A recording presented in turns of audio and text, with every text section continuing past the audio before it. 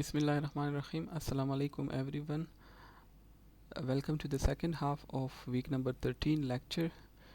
In the first half, we were talking about delay tolerant network. हमने देखा कि किस तरह जो है वो DTN वो different है from traditional networks like internet. Some of the characteristics which make them different from their cousin networks. उसके बाद जो है हमने देखा कि डिले टॉलरेंट नेटवर्क को डिज़ाइन करने का ऑब्जेक्टिव क्या था, क्योंकि जो हमारे पास ट्रेडिशनल नेटवर्क है, फॉर एग्ज़ाम्पल इंटरनेट, उनकी रिक्वायरमेंट है कि वो एंड टू एंड रिलायबिलिटी को फोकस करते हैं, अचीव करने की कोशिश करते हैं, लेकिन this requirement doesn't fit in all types of network or in all types of scenarios, क्योंकि कुछ टाइप ऑफ नेटवर्क्स हैं हमारे पास जहाँ पे एंड टू एंड कनेक्टिविटी वो पॉसिबल नहीं है, या इन अदर वर्ड्स आप कह सकते हैं कि वहाँ पे जो है वो फ्रीक्वेंट डिसकनेक्शंस जो है वो नॉर्म है. दे आर उन टाइप ऑफ नेटवर्क में जो कनेक्टिविटी है between nodes that is not continuous, वो इंटरमिटेंट कनेक्शंस हैं उनके दरमियान, या वो पार्टीशंस वहाँ पे होती हैं. तो सच टाइप ऑफ नेटवर्क्स के लिए डिले टॉलरेंट नेटवर्क जो है इट प्रोवाइड और इट इनेबल कम्युनिकेशन जहाँ पे कनेक्टिविटी इश्यूज हैं लाइक इंटरमिटेंट कनेक्टिविटी, और इसके अलावा ऐसे सिनारियोस, ऐसे नेटवर्क जहाँ पे लॉन्ग और वेरिएबल डिले हो, जहाँ पे लेटेंसी हाई हो, जहाँ पे एरर रेट्स हाई हो, और जहाँ पे जो डेटा रेट्स अवेलेबल है वो एसिमेट्रिक हो. सो इन सिनारियोस में हम डिले टॉलरेंस नेटवर्क को यूज़ कर सकते हैं. इसके अलावा हमने डिले टॉलरेंट नेटवर्क के आर्किटेक्चर के बारे में थोड़ा सा पढ़ा. हमने देखा कि the protocol stack is almost the same, with the exception of an additional layer which is called the bundle layer, and that is actually a type of overlay network. existing protocols के ऊपर आप एक नया protocol या existing layers के ऊपर आप एक नया layer जो है वो introduce कर रहे हैं. तो we were talking about the bundle layer, that the bundle layer is like the overlay above different types of networks. हमने बात की थी कि हमारे पास डिफरेंट रीजन्स होते हैं, उन रीजन्स में डिफरेंट टेक्नोलॉजीज़ होती हैं, डिफरेंट स्टैंडर्ड्स होते हैं, डिफरेंट प्रोटोकॉल्स उन पे ऑपरेट कर रहे होते हैं. तो उन हेट्रोजीनियस टाइप नेटवर्क्स में कम्युनिकेशन को अचीव करना that is the responsibility of the bundle layer. और बंडल लेयर पे डेटा यूनिट को हम बंडल्स कहते हैं, और इन बंडल्स में दो चीज़ें होती हैं. एक तो एप्लीकेशन लेयर का डेटा होता है, और इसके अलावा उसमें कुछ कंट्रोल इंफॉर्मेशन या meta data, for example blocks information, इसके अलावा time to live information, information like time stamp, ये सारी इंफॉर्मेशन उस बंडल में होती है. फिर हमने देखा कि बंडल लेयर पे हमारे पास प्रोटोकॉल्स भी होते हैं, और उन प्रोटोकॉल्स का जो ऑब्जेक्टिव है वो एंड टू एंड कम्युनिकेशन नहीं है, वो हॉप टू हॉप ट्रांसफ़र है. लाइक डिलीवरी के लिए वो हॉप टू हॉप मैकेनिज़्म को यूज़ करते हैं, और उसके लिए ये दो तरह के हमारे पास पैकेट्स आप उनको कह ले वो हैं. एक को हम कहते हैं CT, एक को हम कहते हैं RR. CT for custody transfer, while RR is return receipt. और हमने देखा था कि किस तरह ये CT और RR पैकेट्स जो हैं वो कम्युनिकेट होते हैं between the different nodes. Now moving forward, let us see some of the application areas जहाँ पे हम डिले टॉलरेंट नेटवर्क को यूज़ कर सकते हैं. So this is actually the focus of our second half. The very first type of application area जहाँ पे हम delay tolerant network को यूज़ कर सकते हैं, that is the deep space communication.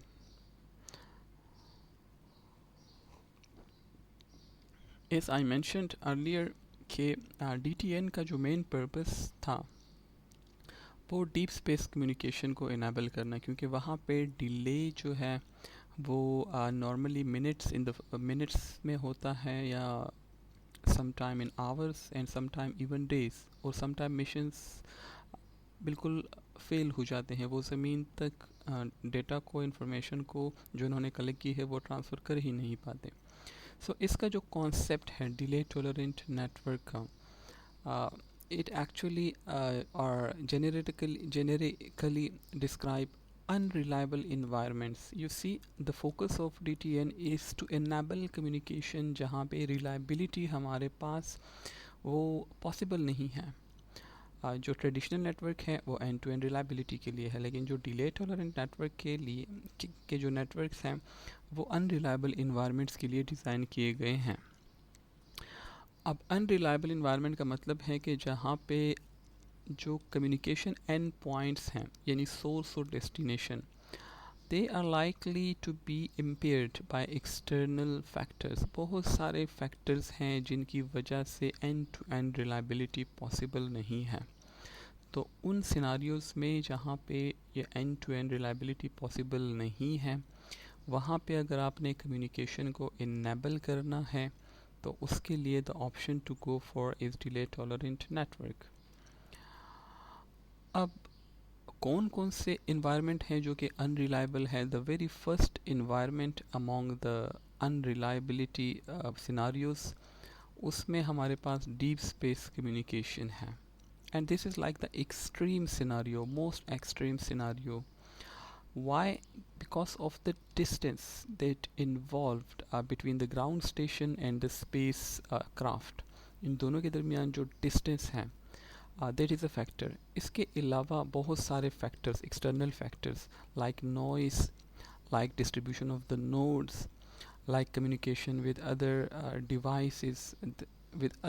devices that are transmitting on the same channel, or that are using the same frequency band. So all these are the factors which make it an unreliable environment. तो DTN का जो concept है, it was initially designed for communication in the deep space, और आप कह सकते हैं कि स्पेस क्राफ्ट के साथ किस तरह हम कम्युनिकेशन कर सकते हैं। आल्दो हमारे पास जब हम कम्युनिकेशन करेंगे हमारे पास डिस्कनेक्शन भी होंगी, हमारे पास अनरिलायबिलिटी भी होगी, हमारे पास लॉन्गर डिले भी पॉसिबल है, हमारे पास इंटरमिटेंट कनेक्शंस भी पॉसिबल हैं एंड अदर फैक्टर्स, लेकिन इसके बावजूद we would be able to communicate with the spacecraft. And also जो स्टार्ट में मैंने इंटर प्लानिटरी नेटवर्क का बताया था, फॉर एग्ज़ाम्पल जो नासा वाले हैं वो DTN को यूज़ करते हैं for this type of communication. So initially inter planetary network या IPN is a type of network जिसको करेक्टराइज किया गया था कि वहाँ पे जो आपके पास कनेक्टिविटी है दैट इज़ इंटरमिटेंट, एंड वहाँ पे प्रोपगेशन डिले बहुत ज़्यादा है, और उसके अलावा ट्रांसमिशन रिलायबिलिटी हमारे पास बहुत कम है, क्योंकि सैटेलाइट की पोजीशनिंग और फिर एक्यूरेसी और फिर सिंक्रोनाइजेशन और फिर वो विजिबिलिटी के problems, so all these are the factors which actually effect the communication. और इसके अलावा जो डेटा रेट्स हैं वो भी हमारे पास एसिंक्रोनियस हैं। By the way, this is one of the traditional application area जहाँ पे DTN को जो है वो डिप्लॉय किया गया है, but that is not the only area. With the passage of time delay tolerant network के applications area को मज़ीद explore किया गया, and then now we have a type of network which is very famous and well known, और इसकी applications खुद बहुत ज़्यादा हैं, that is called the WSN or wireless sensor networks. Actually, a wireless sensor network is a type of mobile ad hoc network, but more specifically, uh, it is like a delay tolerant network in some cases, not in all cases, क्योंकि WSN में अगर हम realistic scenarios की बात करें, safety related applications की बात करें, मिशन क्रिटिकल एप्लीकेशंस की बात करें, तो वहाँ पे we need end to end reliability. वहाँ पे डिले को हम बर्दाश्त नहीं कर सकते। But there are some scenarios जहाँ पे आप WSN को DTN की कैटेगरी में रख सकते हैं, और सच टाइप ऑफ वायरलेस नेटवर्क को हम कहते हैं स्कैटर्ड वायरलेस सेंसर नेटवर्क। उसमें आप डिले टॉलरेंट नेटवर्क की टेक्नोलॉजी को यूज़ कर सकते हैं to deal with the problems like the intermittent connectivity, sparse deployment, limited power or energy, limited memory, limited communication ranges, low and asymmetric data rates. These are the common characteristics of delay tolerance network. अगर आप WSN को किसी ऐसे environment में, किसी ऐसे scenario में deploy करने जा रहे हैं जहाँ पे डिले टॉलरेंट नेटवर्क वाली कैरेक्टरिस्टिक्स होती हैं, so actually you can use the DTN technologies for such type of scattered wireless sensor network. Wireless sensor networks को यूजुअली हम यूज़ करते हैं एग्रीकल्चर में, इसको हम यूज़ करते हैं मेडिकल एप्लीकेशंस में, ट्रांसपोर्टेशंस में, स्मार्ट सिटीज़ में, इसके अलावा एग्रीकल्चर में, फार्मिंग में, वाइल्ड लाइफ में, डिज़ास्टर मैनेजमेंट में, and plenty of other areas like battlefield में आप इसको यूज़ कर सकते हैं। इसके अलावा there is a special type of WSN जिसको हम कहते हैं व्हीकुलर सेंसर नेटवर्क्स, वहाँ पे भी आप इसको यूज़ कर सकते हैं। But there are some scenarios जहाँ पे WSN के अंदर आप DTN को स्पेसिफिकली यूज़ करेंगे। For example some of the scenarios is to monitor science and hazard event like earthquake situations हैं, like volcanoes हैं, like flooding है, like forest fire detection है, like slippery road information communication है, freezing है, environmental monitoring है, and plenty of areas are there जहाँ पे आप WSN को यूज़ कर सकते हैं। So based on the scenario, अगर आपके पास वहाँ पे DTN वाले characteristics हैं, so you have to use the DTN technology within the WSN. Our third area जहाँ पे DTN को आप डिप्लॉय कर सकते हैं और a special type of DTN network which is called underwater sensor network. Over the years, this is actually a network which is inspired from the wireless sensor network, and then it is inspired from the delay tolerant network basically. तो जो researchers हैं, they have identified numerous terrestrial environment where DTN concepts can be employed. However, beside from using the sensor networks for terrestrial type of scenarios, the researchers have studied and identified कि हम इसको under water भी use कर सकते हैं, and that is actually a hot research topic as well, because 70 to 71% of our planet is covered by water, by oceans, by rivers, by streams, which contribute. This is like a huge amount, 70 to 71%. But the problem is that only 10% of the total ocean volume has been investigated. And why the number is very low? Because of the harshness of this environment, the difficulties lying in studying this environment. ज़मीन के ऊपर तो आप चीज़ों को investigate कर सकते हैं, आप विज़िट कर सकते हैं, आप चीज़ों को मॉनिटर कर सकते हैं, लेकिन पानी के अंदर की दुनिया वो डिफरेंट है. So you need special equipments, you need safety measures, you need research dedicated persons, research oriented persons to explore the hidden treasure in the ocean. So only 10% of the total ocean volume has been investigated because of the difficulties that lies. अब इस number को increase करने के लिए जो under water sensor network का concept है वो इंट्रोड्यूस करवाया गया था. Actually it is a sensor network which is deployed underwater. बट यहाँ पे भी आप डिले टॉलरेंट नेटवर्क के पैराडाइम को यूज़ कर सकते हैं.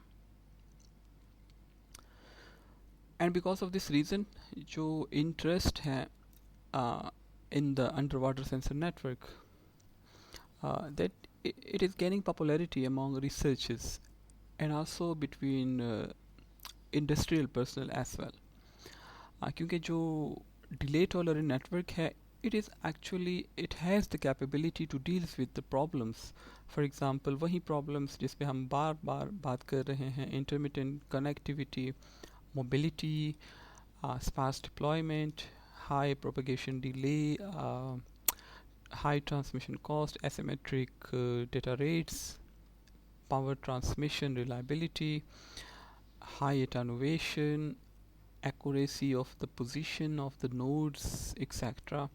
So all these are the factors which actually call the attention of the DTN to be deployed in such scenarios. क्योंकि इस सिनारियोस में आप नॉर्मल ट्रेडिशनल या टेरेस्ट्रियल नेटवर्क्स को यूज़ नहीं कर सकते. So you have to go for the delay tolerance network. और ये जो नेटवर्क्स हैं अंडर वाटर सेंसर नेटवर्क और DTN paradigm for under water sensor networks, it will actually enable applications for oceanographic data collection. जब हम under water sensor networks को use करते हैं, so we actually use such type of network to collect the data inside the ocean. Like pollution को monitor करने के लिए आप कोई ऐप डेवलप कर सकते हैं, ऑफशोर एक्सप्लोरेशन के लिए आप कर सकते हैं, डिज़ास्टर प्रिवेंशन, मेजरमेंट, डिटेक्शन के लिए आप कर सकते हैं, असिस्टेड नेविगेशन के लिए आप अंडर वाटर सेंसर नेटवर्क्स को यूज़ कर सकते हैं. और इसके अलावा टैक्टिकल मेजरमेंट के लिए भी आप यूज़ कर सकते हैं. And plenty of other areas are there जहाँ पे आप इन नेटवर्क्स को यूज़ कर सकते हैं. Beside from wireless sensor networks and from under water sensor networks, आप अंडरग्राउंड सेंसर नेटवर्क्स में भी डिले टॉलरेंस नेटवर्क को यूज़ कर सकते हैं. और इसके अलावा आप एक और इमर्जिंग एरिया है जिसको हम कहते हैं व्हीकुलर डिले टॉलरेंट नेटवर्क और VDTN. This is something very interesting and a recent area जहाँ पे लोग जो है वो काम कर रहे हैं. व्हीकुलर नेटवर्क्स को लोगों ने काफ़ी एक्सप्लोर किया है, but vehicular delay tolerant network पे स्टिल काम हो रहा है. एक्चुअली यहाँ पे जो कॉन्सेप्ट हम यूज़ करते हैं VDTN में, उसको हम कहते हैं स्टोर, कैरी एंड फॉरवर्ड. ये कॉन्सेप्ट किसके हैं? ये डिले टॉलरेंट नेटवर्क के हैं. ठीक है. सो उन कॉन्सेप्ट को हम यूज़ कर सकते हैं to the we can bring those concept to the vehicular networks. और जो व्हीकुलर नेटवर्क्स हैं, they have been defined in the literature is a self organised network, जहाँ पे आपके जो व्हीकल्स हैं वो एक्चुअली इक्विप्ड होते हैं with communication, wireless communication devices. और उनकी जो रेंज है वो शॉर्ट टू मीडियम रेंज है. Maximum range is theoretical range is up to 1 kilometer, but the normal range is 400 meters to 500 meters. और वहाँ पे जो है व्हीकुलर नेटवर्क्स में एक तो गाड़ियों में स्पेशल इक्विपमेंट्स लगे होते हैं for communication, for storages, for interaction with those devices. और इसके अलावा उसमें जो है प्रोसेसिंग की कैपेबिलिटीज़ भी होती हैं एंड कम्युनिकेशन की कैपेबिलिटीज़ भी होती हैं. तो व्हीकुलर नेटवर्क्स में ये जो स्पेशल स्मार्ट व्हीकल्स हैं, they are able to communicate with other vehicles as well as with the roadside infrastructure.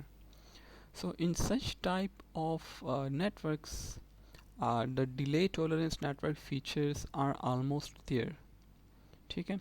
तो इन नेटवर्क्स को VDTN इसीलिए कहा जाता है क्योंकि they are actually using the DTN paradigm या DTN के कॉन्सेप्ट्स. नाउ व्हीकुलर नेटवर्क में कुछ सिनारियोस जिस तरह अर्बन सिनारियोस हैं वो इस तरह की हैं कि जहाँ पे आपके पास जो नंबर ऑफ़ व्हीकल्स हैं वो कम होती है या उनकी जो डेंसिटी है वो कम है. अब सच इमर्जिंग व्हीकुलर नेटवर्क्स के लिए एप्लीकेशंस बनाना दैट इज़ चैलेंजिंग, क्योंकि the more nodes you have the more chances you have for sending your message toward the destination. लेकिन अगर कोई कैरियर नहीं है, कोई इंटरमीडिएट नोड नहीं है, कोई रिले करने के लिए कोई नोड, कोई व्हीकल अवेलेबल नहीं है, so that is a challenge. And more specifically जो delay vehicular delay tolerant network है वो भी हमारे पास उसमें जो जो नेटवर्क पार्टीशनिंग है वो पॉसिबल है. अनप्रिडिक्टेबल डिस्कनेक्शन जो है वो पॉसिबल है. उसकी जो टपोलॉजी है वो बहुत ही ज़्यादा डायनामिक है. उसमें जो व्हीकल की स्पीड है वो हमारे पास बहुत हाई होती है. उसमें जो डेंसिटी है वो वेरिएबल है. कभी नंबर ऑफ़ व्हीकल्स कम होंगी, कभी ज़्यादा होंगी, depending on the area, depending on the timing. For example peak hours में सिटी साइड पे ट्रैफिक बहुत ज़्यादा होगी, लेकिन नाइट टाइम में अगर आप ट्रैवल कर रहे हैं किसी देही इलाके में, किसी रूरल एरिया में, तो वहाँ पे हो सकता है कि आपको एक भी गाड़ी जो है वो ना मिले. इसके अलावा दो गाड़ियों के दरमियान जो कांटेक्ट टाइम है वो बहुत ही शॉर्ट है, more specifically if they are travelling at high speed and in opposite direction. तो इसकी वजह से this is a challenging type of network. इसके अलावा जो ट्रांसमिशन रेंजेस हैं वो बहुत कम है. Obstacle can create problems in such type of networks. दो गाड़ियों के दरमियान अगर कोई बड़ा ऑब्स्टिकल आ जाए तो वो कम्युनिकेशन को जो है वो हैंडल कर सकती है. एंड इसके अलावा interferences with other type of network that is also possible. So all these are actually the features which attracts the DTN concept to be deployed in the vehicular network. So vehicular network plus DTN network के combination को हम कहते हैं vehicular delay tolerant network. और फिर इस VDTN की बहुत सारी examples या applications itself वो possible हैं. Let me give you a simple example कि actually there is a network available और जिसको हम कहते हैं darknet. It was actually developed by the researcher from the MIT lab, and it actually provides digital communication, digital connection on the infrastructure of ad hoc networks. Basically darknet में क्या है कि it uses the transport infrastructure, जो आपके पास buses हैं या जो taxis हैं, उनको ये यूज़ करता है to form a delay tolerant network. यानी आप गाड़ियों को as a mobile node use कर सकते हैं in order to carry your data from one place to another place. ठीक है. तो डॉकनेट का जो कॉन्सेप्ट है, it actually follows the principle of delay tolerant network, and it actually make use of the public transportation for carrying the data packets from one location to another location. और इनको हम कहते हैं डार्क नेट में जो आपके पास portable या जो मोबाइल नोड्स हैं, they are called the mobile access point और maps.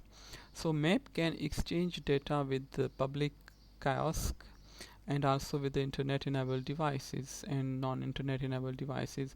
So this is just one particular example. आप कोई भी example ले सकते हैं, कोई भी scenario ले सकते हैं. Let's suppose village में कोई सेंटर है जो कि इंटरनेट के साथ कनेक्टेड नहीं है, बट वहाँ पे आपने जो है वो कम्युनिकेशन डिवाइसेस लगाई हैं. तो अगर कोई गाड़ी जो है वो उस गांव से शहर की तरफ आ रही है, so you can actually transfer your data to that vehicle. वो व्हीकल उस डेटा को क्या करेगा, स्टोर करेगा, फिर उसको वो कैरी करेगा toward the city, and then after reaching to the city to the final destination, the vehicle will forward the data and finally the data will arrive at the destination. So you can use the vehicle as a mobile node in order to carry your data, your packets. Beside from transportation, जो delay tolerance network हैं, they also have applications in in natural disaster और in man made disaster जिसको हम कहते हैं emergency communication. ये जो disasters हैं एक्चुअली ये सडन भी हो सकती हैं और ये प्रिडिक्टेड भी हो सकती हैं, ये नेचुरल भी हो सकती हैं और ये मैन मेड भी हो सकती हैं। लेकिन जब ये आकर होती है so they can lead to loss of life and also loss of property. लेकिन जो पावर एंड कम्युनिकेशन जो इंफ्रास्ट्रक्चर जो कि नॉर्मली हमारे पास अवेलेबल होता है, mostly in case of disaster जहाँ पे बाकी चीज़ें जो हैं वो उनको डैमेज पहुँचता है, तो हमारे पास जो इंफ्रास्ट्रक्चर या पावर ग्रिड स्टेशंस हैं उनको भी जो है वो नुकसान पहुँच सकता है and they become unusable unavailable. अब अगर आपको रिस्पॉन्स देना है, एक organised response in this disaster situation, तो आपके पास इंफ्रास्ट्रक्चर अवेलेबल नहीं है, so what will you do. Normally हमारे पास कुछ ऑर्गेनाइजेशंस होती हैं, कुछ गवर्नमेंट की एजेंसीज होती हैं नेशनल लेवल पे या इंटरनेशनल लेवल पे, कुछ डिपार्टमेंट्स होते हैं लाइक फायर ब्रिगेड, ये like the emergency response units, for example rescue 1122 की अगर हम बात कर लें, so that is the best example to handle the disaster situation. तो अगर ये डिज़ास्टर सिचुएशन किसी एक ब्लॉक में है, if the area is small, तो आप उसको इजीली लोकल पुलिस के ज़रिए, फायर के ज़रिए, इमरजेंसी रिस्पांस टीम्स के ज़रिए हैंडल कर सकते हैं। लेकिन अगर ये डिज़ास्टर अकर हो जाए at a very large scale, like अगर जापानीज़ की जो सुनामी थी उसकी अगर हम बात करें, या जो अर्थक्वेक था जो पाकिस्तान में आया था, या इसी तरह जो है जो मलेशिया में, सो थिंग्स हैपन्स, जो अर्थक्वेक आया था, तो उस लार्ज स्केल में अब लोकल बॉडीज़ को का काम नहीं है को उनको हैंडल करें। You need international powers, international collaboration, cooperation to make responses more effective. अब इन केसेस में situation awareness will play a vital role for disaster responses and reliable communication infrastructure is critical in ensuring situations awareness, since जो improve coordination है between the different teams, it can lead to rescue more lives। लेकिन unfortunately आपके जो power sector है वो काम नहीं कर रहा, आपके कम्युनिकेशंस का जो इंफ्रास्ट्रक्चर है वो काम नहीं कर रहा बिकॉज ऑफ द डिज़ास्टर्स। अब इन सिचुएशंस में किस तरह आप जो है वो रेस्क्यू सर्विसेज या इमरजेंसी सर्विसेज प्रोवाइड कर सकते हैं? The answer is delay tolerance network. So you can consider the DTN principle as a disaster recovery network, because these network can support communication between emergency responders from different organizations, different departments, different NGOs in such catastrophic situations in order to provide better rescue services.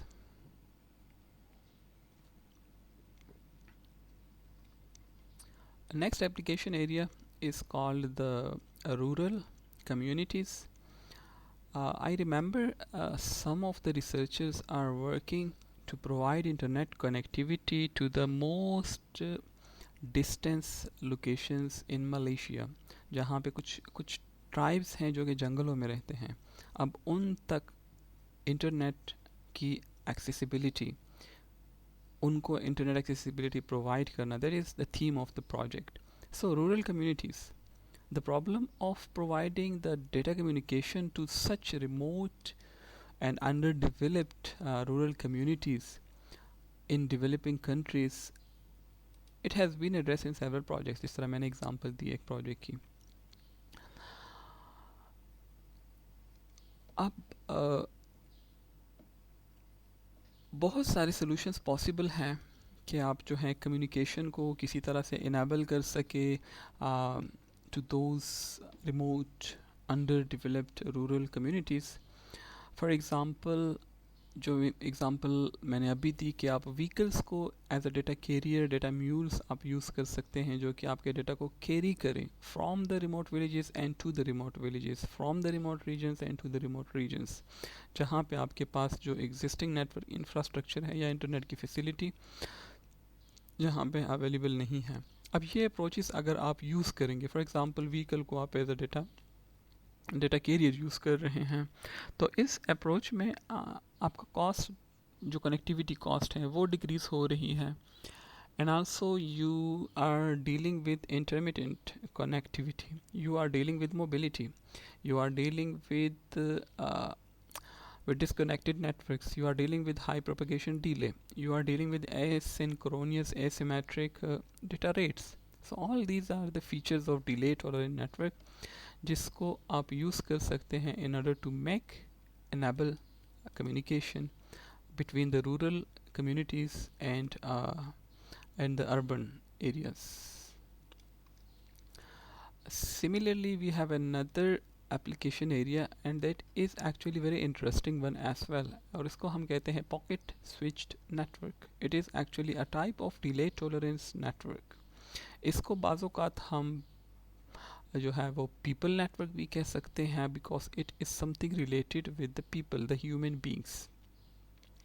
या इसको हम social networks भी आप in some sense कह सकते हैं. इसका जो बेसिक कॉन्सेप्ट है कि we actually explore the opportunities to transfer the data between mobile wireless devices जो कि हम लोग अपने साथ कैरी करते हैं.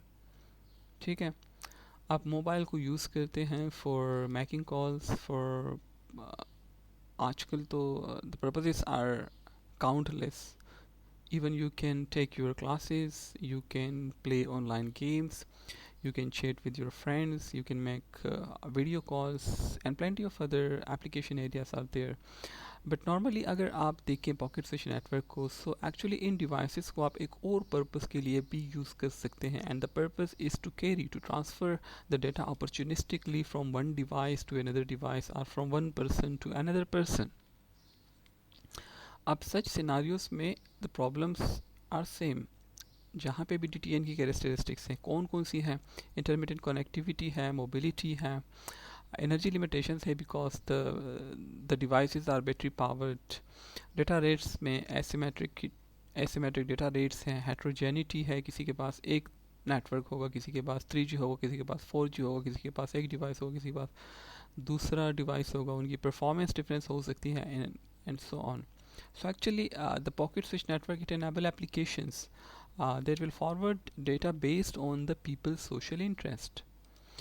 Two people are interested in news, so they can exchange the news with one another by using pocket switch network, which is a type of DTN. Two persons are interested in music, so they can actually share the music with one another, and so on. So this is another area जहाँ पे DTN को आप use कर सकते हैं. अब हम थोड़ी सी बात करते हैं मिलिट्री टैक्टिकल नेटवर्क्स की. तो एक्चुअली DTN के कॉन्सेप्ट्स को आप मिलिट्री टैक्टिकल नेटवर्क्स में भी यूज़ कर सकते हैं,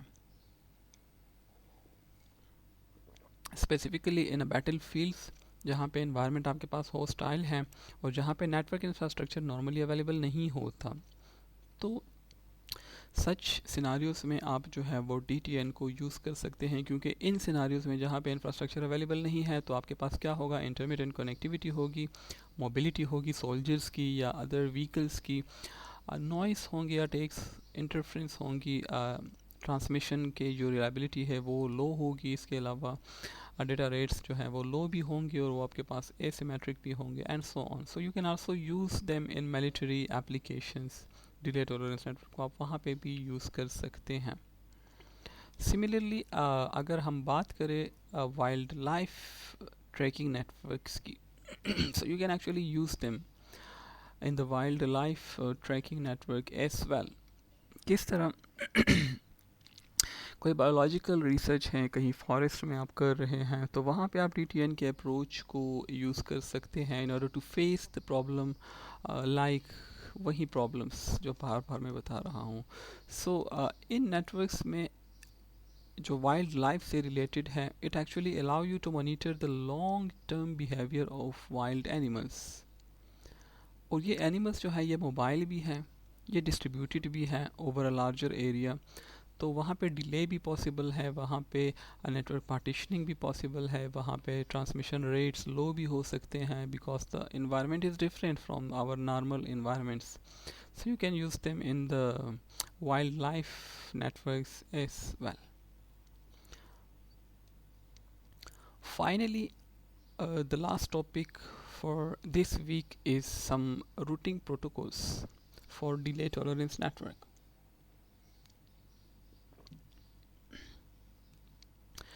हम एक्चुअल डिटेल्स में नहीं जाएंगे प्रोटोकॉल्स की, किसी स्पेसिफिक प्रोटोकॉल को बहुत ज़्यादा डिटेल से हम नहीं पढ़ेंगे, but I will try to give some general ideas कि किस तरह जो है वो हम DTN को के रूटिंग प्रोटोकॉल्स को यूज़ कर सकते हैं, या किस तरह हम डेटा को सोर्स से डेस्टिनेशन की तरफ जो है वो ट्रांसफ़र कर सकते हैं।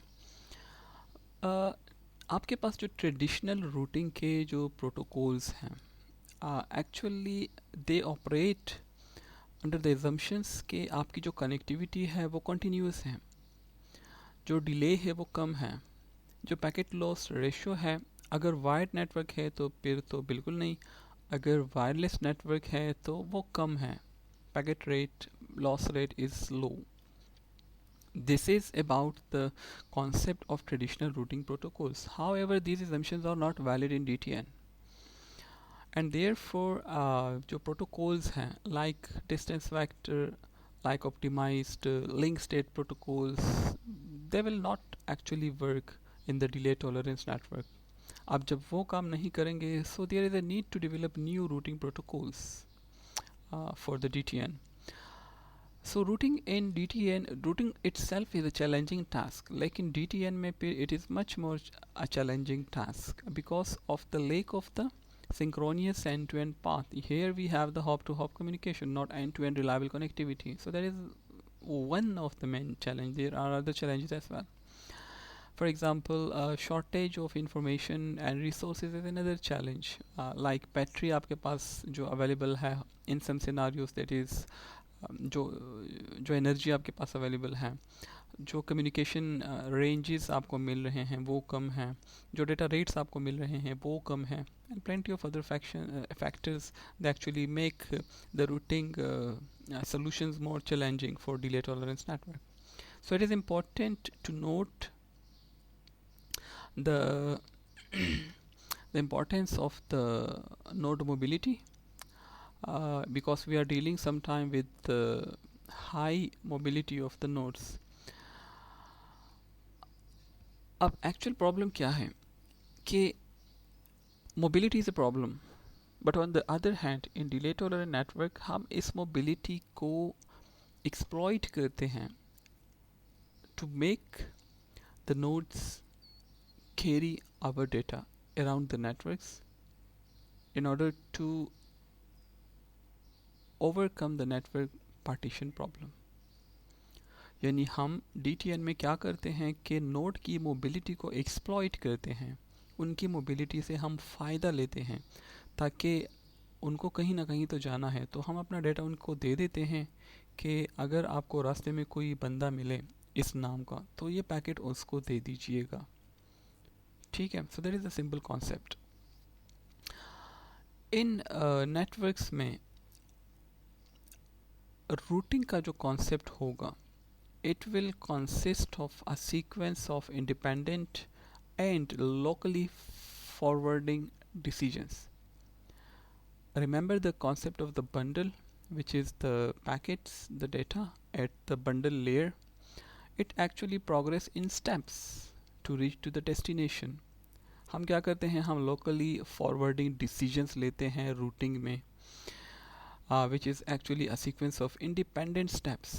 और हर एक स्टेप में हम प्रोग्रेस करते हैं, हमारा डेटा डेस्टिनेशन के करीब होता जाता है, या जो हमारे बंडल्स हैं वो डेस्टिनेशन के करीब होते हैं. सो एक्चुअली जो सोर्स है of knowledge that is used to take this decisions often differently.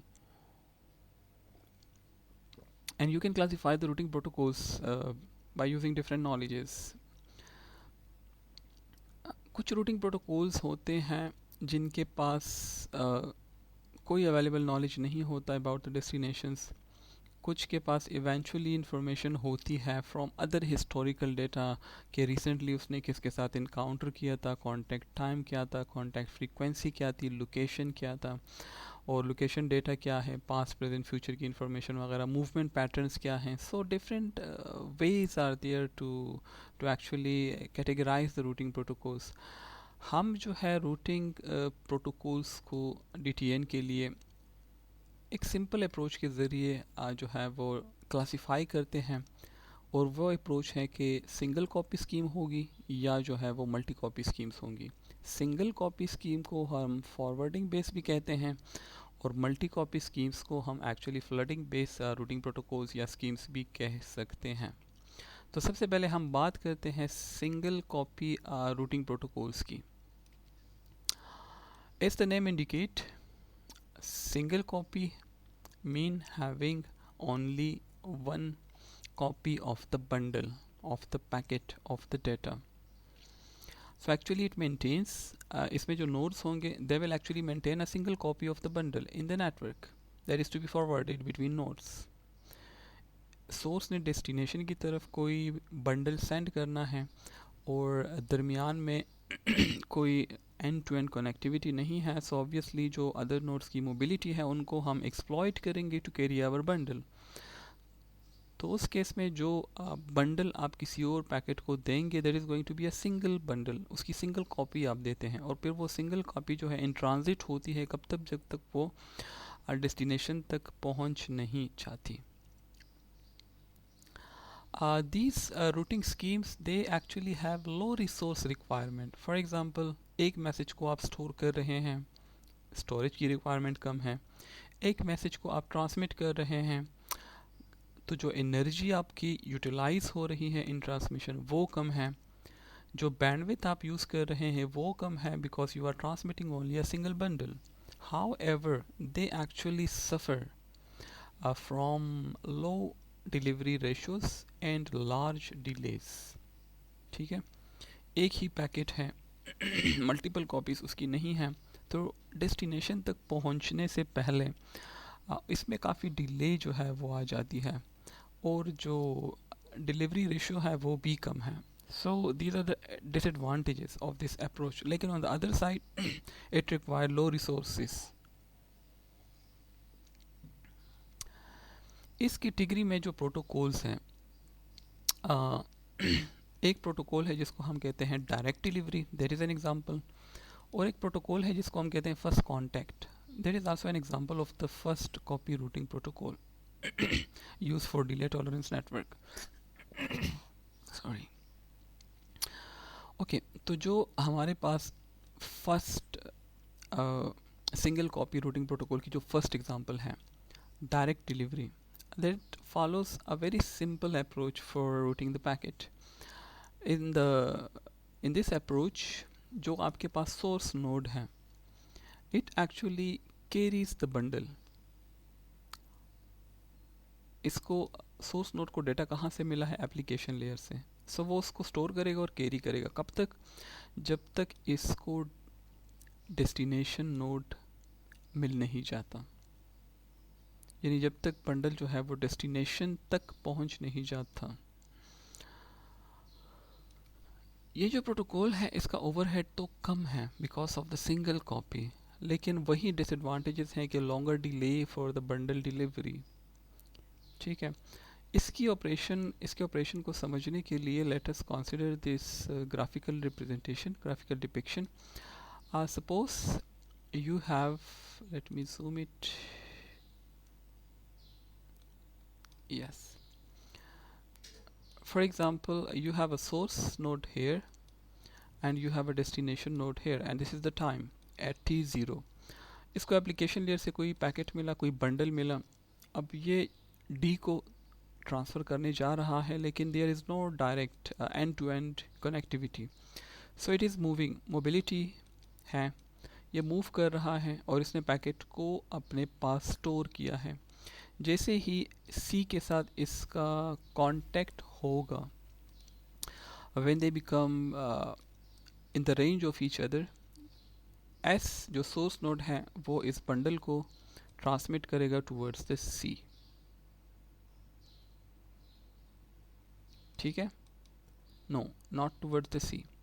ये चेक करेगा कि क्या ये मेरा फाइनल डेस्टिनेशन है। So this is not the final destination, तो ये पैकेट को ट्रांसफ़र नहीं करेगा। अब on his way S meets with A। अब ये चेक करेगा कि क्या A मेरा फाइनल डेस्टिनेशन है at time t2। So again A is not the destination, destination is T। So ये क्या करेगा, पैकेट को मज़ीद कैरी करेगा। And now after some time S जो कि सोर्स नोड है, it finally meets its destination that is D। तो जैसे ही इसको पता चलेगा कि this is the intended destination, ये इस बंडल को क्या करेगा, फॉरवर्ड करेगा towards the final destination, which is D in this case. So this is the basic operation of the direct delivery.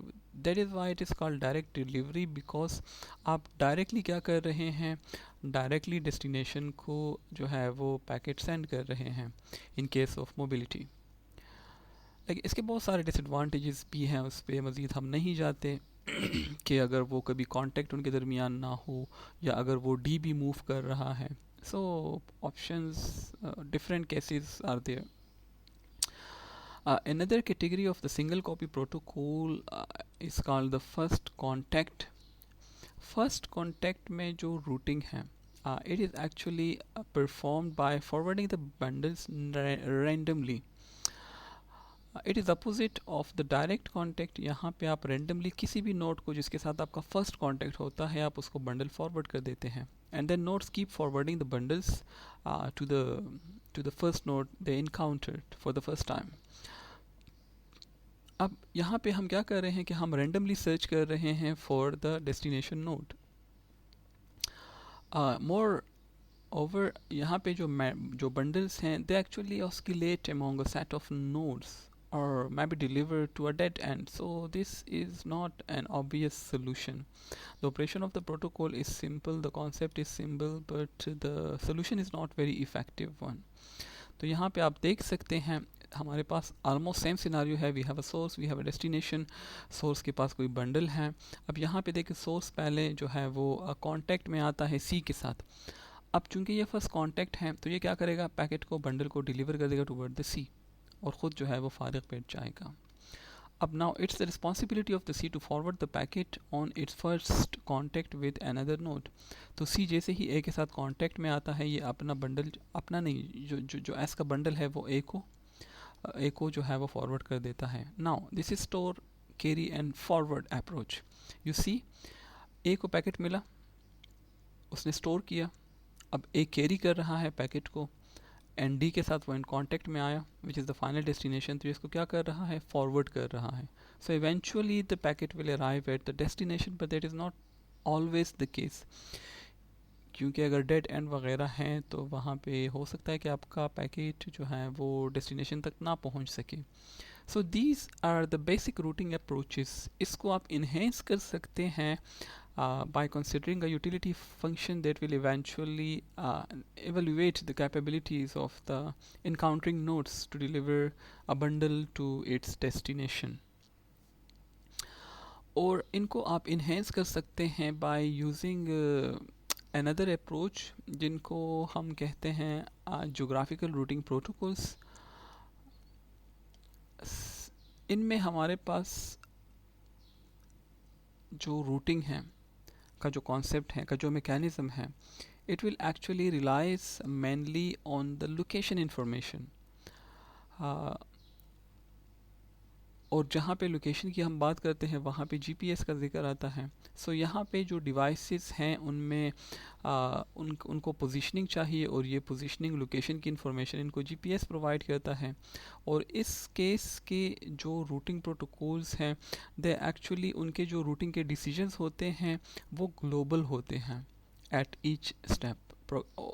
यानी हर स्टेप पे उनको पता होता है कि सोर्स की लोकेशन क्या है, डेस्टिनेशन की लोकेशन क्या है, इंटरमीडिएट नोड्स की लोकेशन क्या है, उसकी डायरेक्शन क्या है, क्या वो डेस्टिनेशन की तरफ मूव कर रहा है या अपोजिट डायरेक्शन में मूव कर रहा है. So you have a global knowledge of the whole network, और आप जो है हर एक स्टेप पे अपने डेस्टिनेशन के करीब होते जाते हैं. अगर नोड्स को अपनी जोग्राफिकल लोकेशन का पता है और geographical location of the destination का पता है, so you can actually use this concept in the delay tolerant network routing protocol to enhance the capabilities of transmitting the packet towards the destination. तो यहाँ पे आप नेविगेशन सिस्टम्स वगैरह को भी यूज़ कर सकते हैं. कुछ एप्लीकेशन एरियाज़ हैं और व्हीकुलर एड हॉक नेटवर्क्स में आप पोजीशनिंग बेस्ड रूटिंग स्ट्रेटजीज़ को यूज़ कर सकते हैं, बिकॉज वहाँ पे हमारे गाड़ियों में नेविगेशन सिस्टम्स लगे होते हैं. सवाल तो ये जो प्रोटोकॉल्स की जो कैटेगरी है, जोग्राफिकल रूटिंग प्रोटोकॉल्स, इनको आप व्हीकुलर एड हॉक नेटवर्क्स के लिए भी यूज़ कर सकते हैं. और इसके अलावा जो है आप other type of network, for example drones networks के लिए, रोबोटिक्स के लिए, वहाँ पे भी आप इनको यूज़ कर सकते हैं. So this was the first category of the routing protocol for delay tolerance network, जहाँ पे हम सिंगल कॉपी को जो है वो यूज़ करते हैं, मेंटेन रखते हैं, स्टोर रखते हैं और फिर आगे फॉरवर्ड करते हैं. We also have another category of the protocol जिसको हम कहते हैं multiple copy routing protocol. Actually जो multi copy के जो schemes हैं, they replicate, make copies of the messages of the bundles when they come in contact with other nodes opportunistically. यानी same bundle, same message की copies जो है उसको हम रूट करते हैं independently.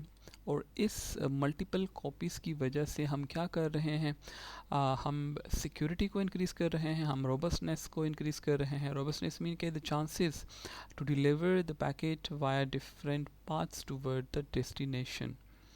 So actually you are improving the probability of delivering the packets and you are actually minimizing the delivery delay. आपका packet जल्दी से जल्दी पहुंचेगा if you are sending multiple copies. कोई एक कॉपी तो पहुंच जाएगी डेस्टिनेशन तक in less amount of time. लेकिन the downside of this approach is that it will consume a high amount of energy as well as contention for the network resources, especially if you have limited bandwidth, limited storage, limited processing and limited communication capabilities.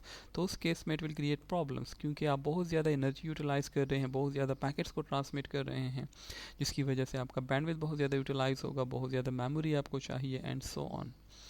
So such type of approach it can potentially lead to poor overall network performance. अगर आप इन चीज़ों को सामने रखें, सो जो overall result है वो poor network performance के फॉर्म में आगे आपके सामने आएगी.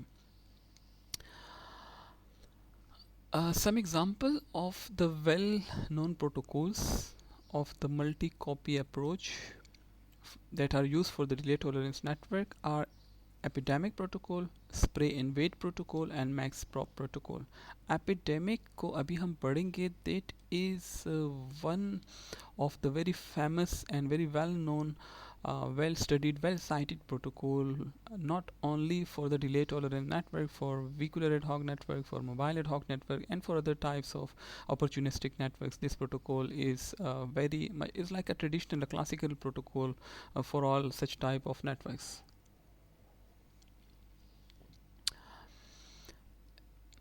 एपिडेमिक प्रोटोकॉल की खूबी ये है कि you do not need any prior knowledge about the network. यानी इस रूटिंग प्रोटोकॉल में हर एक नोड जो है it actually maintains a list of the bundles it carries, जो अभी तक डिलीवर नहीं हुए. उनकी एक लिस्ट जो है हर एक नोड अपने पास रखता है. In this way they can actually create the knowledge about the network in real time. तो प्रायर नॉलेज की ज़रूरत नहीं होती, चूँकि वो अपने पास एक लिस्ट मेंटेन रखते हैं उन बंडल्स की जो कि अभी तक डिलीवर नहीं हुए. How it works when a node encounters, तो जो नोड्स हैं they actually exchange all the bundles that they do not have in common. For example, A B के साथ मिला, ए के साथ जो बंडल्स है और बी के साथ नहीं है, ए बी को वो सेंड कर देगा, और बी के साथ जो बंडल्स हैं जो कि ए के साथ नहीं है, बी ए को वो सेंड कर देगा। दोनों अपने लिस्ट को अपडेट कर देगा और उन बंडल्स को स्टोर कर लेगा। तो by using this strategy actually जो जितने भी बंडल्स हैं they will eventually spread to all nodes including their destination. और इस कॉन्सेप्ट को समझने के लिए we have a graphical demonstration here, almost the same scenario. We have a source node and we have a destination node. We have a bundle here जो कि हम इस destination की तरफ ट्रांसमिट करने जा रहे हैं। सो सोर्स का कांटेक्ट हुआ C के साथ, ये क्या करेगा, अपने बंडल C के साथ शेयर करेगा और C जो है वो अपने बंडल्स S के साथ शेयर करेगा। वो बंडल्स जो कि S के साथ है और C के साथ नहीं है वो C को सेंड करेगा, और वो बंडल जो C के साथ है लेकिन S के साथ नहीं है वो C जो है वो S को ट्रांसमिट करेगा। And then on the way S का कांटेक्ट हुआ B के साथ, so they will exchange the bundles, और C का कांटेक्ट हुआ A के साथ, they will exchange the bundles. अब फाइनली A का कांटेक्ट जो है वो D के साथ हुआ। अब A के साथ एक बंडल है जिसकी डेस्टिनेशन जो एड्रेस है वो D है, so it will eventually transmit the bundle towards D and finally the packet will arrive eight D। अब अगर आप देखें तो इस बंडल की कॉपीज़ जो हैं वो B के साथ भी हैं, और इस बंडल की कॉपी जो है वो अदर नोड्स के साथ भी हो सकती हैं, but then there will be ignored with the passage of time. So epidemic का जो अप्रोच है it actually show effectiveness by maintaining the multiple replicas, multiple copies, लेकिन it suffers from many disadvantages. For example यहाँ पे अगर आप देखें तो फ्लड कर रहे हैं हम नेटवर्क को, हम बहुत ज़्यादा पैकेट्स, एक पैकेट की मल्टीपल कॉपीज़ को सेंड कर रहे हैं to each and every node, so we are actually generating a huge amount of traffic. तो जितनी आपके पास ट्रैफिक में, जितनी आपके पास नोड की डेंसिटी ज़्यादा होगी उतना ही जो है वो ये अप्रोच जो है ज़्यादा फ्लडिंग क्रिएट करेगा, ज़्यादा मैसेजेस क्रिएट करेगा और ज़्यादा प्रॉब्लमेटिक होगा। So it creates actually lots of contention for the buffer space and it requires bandwidth resulting in many, अगर ट्रैफिक ज़्यादा है तो बंडल आपके ड्रॉप्स भी हो सकते हैं, फिर उस केस में आपको रिट्रांसमिशन करनी होगी, रिसोर्स के लिए दोबारा कंटेंशन करनी होगी। So these are the problems of the epidemic protocols approach. उस केस में आप इसको एफिशिएंट कंसिडर कर सकते हैं जहाँ पे आपके पास इनफिनिट बफर रिसोर्सेज हो, इनफिनिट बैंडविड्थ हो, so that is going to be an optimal solution, लेकिन वो सिनारियोज बहुत कम होंगी। सो for after the epidemic we have another protocol in the multiple copies protocols category, and that is called spray and wait. The concept of spray and wait is like same, लेकिन हम actually कोशिश करेंगे कि flooding को control कर सकें। So spray and wait, two different terms. It actually limit the number of bundles replicas, जो copies हैं उनको हम, एपिडेमिक में बहुत ज़्यादा कॉपीज़ हैं, जो भी मिले उसको कॉपी दे दो, जो भी मिले उसको कॉपी जो है वो फॉरवर्ड कर दो। तो उसको फ्लडिंग को कम करने के लिए स्प्रे एंड वेट के प्रोटोकॉल को डेवलप किया गया है कि आपने किसी बंडल की कितनी कॉपीज़ जो है वो नेटवर्क में रखनी होंगी in order to control the flooding. So इसके दो फेजेस हैं, spray phase and the wait phase. Spray phase में हम क्या करते हैं, इन द स्प्रे फेज हर एक bundle which is originated at a source node, उस बंडल की हम a fix number of copies, for example L copies जो हैं वो स्प्रेड करते हैं to L distinct nodes. For example L is 4, तो 4 कॉपीज़ जो हैं वो 4 नोड्स को आपने क्या करना होगा, स्प्रे करना होगा, डिस्ट्रीब्यूट करना होगी। अगर इन चारों में, इन L में जो आपने स्प्रे किया उनमें से कोई डेस्टिनेशन नहीं है, तो आप क्या करेंगे, you have to wait, which is the second phase. और वेट में क्या होता है, वेट फेज में the direct transmission is performed, so hence it waits until one of the जो रिले नोड्स है जिनको आपने बंडल दिया है, ये वेट करेगा कि कोई एक नोड जो है वो डेस्टिनेशन तक पहुंच जाए। अब स्प्रेइंग में हमारे पास फिर डिफरेंट स्कीम्स हैं जो कि प्रपोज की गई हैं। फॉर एग्ज़ाम्पल एक स्कीम ये है कि जो सोर्स स्प्रे स्कीम जिसे हम कहते हैं, उसमें हमारे पास, उसको आप नॉर्मल स्प्रे भी कहते हैं, उसमें जो सोर्स नोड्स हैं वो स्टार्ट लेता है with L bundle copies. Each time when the source node encounter a new node, ये क्या करेगा, it will hands one of the copy and it will reduce the total number of copies by one. कब तक ये करेगा, वो copies जो हैं वो फॉरवर्ड करेगा जब तक इसके पास जो नंबर ऑफ़ कॉपीज़ हैं वो लेफ़्ट कॉपीज़ जो है वो एक तक नहीं पहुंच जाती। जब कॉपी लेफ़्ट वन हो जाए, यानी सिर्फ एक कॉपी सोर्स के साथ रह जाए, तो फिर इसको वो फॉरवर्ड नहीं करेगा। Binary spray which is the second technique of spraying, उसमें क्या होता है कि source node exactly in the same way start लेता है विल L कॉपीज़, लेकिन जब कोई नोड है उसके पास जो नंबर ऑफ़ कॉपीज़ हैं वो with L greater than 1 copies encounter हो with a new, then it will hands half of the copies। यानी यहाँ पे अगर किसी नोड के पास 4 कॉपीज़ हैं और वो किसी नोड के साथ मिलता है तो वो 2 कॉपीज़ उसको दे देगा, 2 कॉपीज़ खुद रख लेगा। फिर सेकंड टाइम पे जब वो किसी के साथ इनकाउंटर करता है तो उसके पास 2 कॉपीज़ हैं, अब 1 कॉपी खुद रख लेगा कि उसको दे देगा। इन दोनों स्कीम्स को समझने के लिए we have graphical representation. This is going to be simple to understand the concept from here. Suppose करें एक आपके पास जो फर्स्ट सिनारियो है विच इज़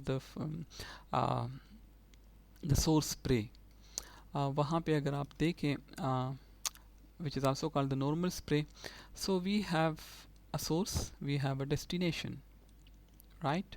चूँकि ये मल्टीपल कैटेगरी, मल्टीपल कॉपीज़ के प्रोटोकॉल हैं, so you see we are actually creating multiple copies of the same bundle. So here we have created 4 copies, L is equal to 4। Source के पास इस bundle की 4 copies हैं। Source ने contact किया सी के साथ। अब ये क्या करेगा, चूंकि ये हमारे पास सोर्स स्प्रे है, तो ये इन कॉपीज़ में से विच इज़ 4 एक कॉपी सी को दे देगा और अपनी कॉपीज़ में से एक सब्ट्रैक्ट कर लेगा। सो पहले इसके साथ 4 कॉपीज़ थी, अब एक कॉपी सी को देने के बाद इसके पास कितनी कॉपीज़ रह गई, 3। अब चूंकि C is not the final destination, ठीक है, so S will continue its journey. बाद में एस जो है उसका कॉन्टेक्ट बी के साथ हुआ, ठीक है। अब एस के पास टोटल नंबर ऑफ़ कॉपीज़ पहले 3 थी, अब एक कॉपी बी को देने के बाद इसके पास टोटल कॉपीज़ ऑफ बंडल्स कितनी रह गई, 2। But still B is not the final destination. अब बी क्या करेगा, इस कॉपी को स्टोर करेगा। Another important thing is C, C के पास सिर्फ एक ही कॉपी है, उसका कॉन्टेक्ट ए के साथ हुआ, लेकिन वो उस कॉपी को ए को फॉरवर्ड नहीं करता, because A is not the final destination. अगर फाइनल डेस्टिनेशन होता तो सी ये कॉपी उसको दे देता, उसके पास सिर्फ एक ही कॉपी है तो वो उसको स्टोर रखता है। किसके लिए, ताकि इन केस अगर अपॉर्चुनिस्टिकली इसका कॉन्टेक्ट जो है वो डेस्टिनेशन के साथ हो जाए तो वो इस कॉपी को फॉरवर्ड कर देगा। Same is the case hair. S के पास सी के पास एक कॉपी है, हो सकता है वो ई के साथ कॉन्टेक्ट में आ जाए लेकिन वो उसको फॉरवर्ड नहीं करेगा because he is not the final destination. S के पास 2 कॉपीज़ हैं, एस मूव कर रहा है, एस मूव कर रहा है तो अगर इसको कोई और नोड मिलेगा तो एक कॉपी उसको देगा। Okay, so we also have B here जिसके पास एक कॉपी है। After some time at time t3 B का कॉन्टेक्ट जो है वो डी के साथ हो गया। अब D is the final destination और बी के साथ सिर्फ एक ही कॉपी है, तो बी क्या करेगा, अपनी जो बंडल की कॉपी है वो डी को दे देगा, because this is for D not for B. अगर कोई और नोड होता तो फिर बी इस कॉपी को फॉरवर्ड ना करता। बी तभी इस कॉपी को फॉरवर्ड कर सकता है if it the receiver is the final destination. So this is the source spray, जिसको हम नॉर्मल स्प्रे भी कहते हैं। ऑन द अदर साइड अगर आप बाइनरी अप्रोच को देखें, बाइनरी स्प्रे के अप्रोच को, so same scenario, same example but with a different approach. Again we have 4 number of copies of the same bundle, so L is 4। S का contact हुआ C के साथ। अब यहाँ पे ये क्या करेगा, टोटल नंबर ऑफ कॉपीज़ जो हैं उसको इक्वली डिस्ट्रीब्यूट करेगा, 2 कॉपीज़ खुद रख लेगा, 2 कॉपीज़ सी को दे देगा। अब एस के साथ कितनी कॉपीज़ रह गई, 2। On another contact with another node, ये क्या करेगा, उन कॉपीज़ को हाफ अपने पास रख लेगा और हाफ बी को दे देगा। अब जो है एल के पास सिर्फ एक कॉपी रह गई, एस के साथ सिर्फ एक कॉपी रह गई और बी के साथ भी सिर्फ एक कॉपी है। तो जिनके साथ सिर्फ एक कॉपी है वो उनको जो है वो फर्दर तो डिस्ट्रीब्यूट नहीं कर सकते, but they can share. So after some time यहाँ पे आप देख सकते हैं सी के पास, सी को अगर आप देखें तो सी के पास पहली कितनी कॉपीज़ थी, 2। अब चूंकि 2 हैं तो दे कैन ईजिली डिस्ट्रीब्यूटेड, एक कॉपी खुद रख लेगा, एक ए को दे देगा। अब जब ए कॉपी रह जाए तो फिर उसको आपने आगे फॉरवर्ड नहीं करना, आगे तब फॉरवर्ड करना है if the receiver is the final destination, which is this case. A के पास सिर्फ एक कॉपी है, ए का कॉन्टेक्ट डी के साथ हो गया, D is the final destination, so it will eventually forward the bundle copy. So the packet, the bundle will arrive at the destination, and this is the binary spray technique. So this was some of the protocols for delay tolerant network. General protocols, उनकी जो general techniques है उस पर हमने बात की. And this was about today lecture, which was about the delay tolerant network. इंशाल्लाह next week किसी और topic के साथ मिलेंगे, तब तक के लिए अल्लाह हाफिज़.